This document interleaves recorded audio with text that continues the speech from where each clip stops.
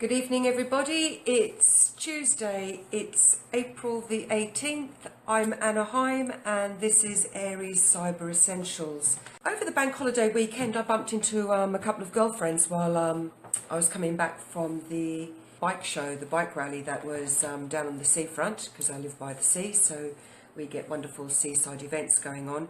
And they were both kind of like mentioning to me their concern at their unpreparedness for the GDPR, and that is the General Data Protection Regulations.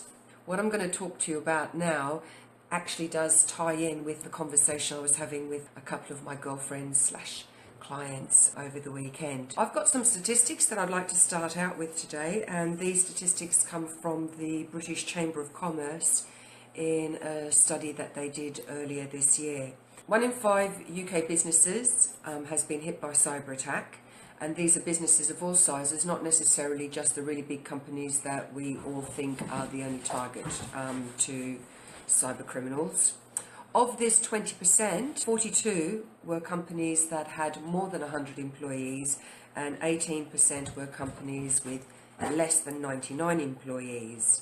The British Chamber of Commerce asked them how many of them relied on their IT service providers to resolve the problem after they'd experienced some kind of cyber attack. 63% said that they would turn to their IT providers for help and support should that happen, compared with only 12% from the bank and financial sector, and only 2% from the police and other types of UK law enforcement. 21% of the companies believe that the threat of cybercrime is preventing company growth. Now, this is really alarming. Of all the companies surveyed, only 25% had a cybersecurity accreditation in place. Now, we're talking about a huge spectrum of companies here, from the very, very big to the very, very small, to the absolutely minute self-employed person. Only 25%. To me, that's a real shocker, especially as we're moving into an era now where the GDPR, as it's known as in its shorthand, or the General Data Protection Regulation coming across from the EU, which Theresa May has said that post-Brexit, the UK is actually going to follow that legislation, which is very, very robust, which also has significantly high penalties attached to it should you be attacked and lose data. 4% of your turnover, and this of saying global, well, you know, it doesn't matter if you're a really small company and you happen to be trading in Europe or abroad and you've got data stolen, even though you might not be a major multinational, you're still trading globally, and you are going to be hit with 4% of your turnover as a fine. You know, we really need to be doing this better if we're to protect ourselves, protect our businesses, and protect our customers, our employees, our chain of supply. All of this stuff needs to be protected. And this means that, unfortunately, all businesses, all organisations of all sizes within the UK are vulnerable to attack, in spite of, for the very large companies, the really, really significant and quite huge investments that they've made in cybersecurity systems. Now, one of the key reasons why companies and UK businesses are still open to attack, including the well-resourced ones, is a failure in doing the basics well. And the number one basic is your password. Passwords are the easiest way for hackers to get into your system. Doesn't matter whether it's your laptop, your phone, your PC, or your company's computer network. Passwords is the way that they get in.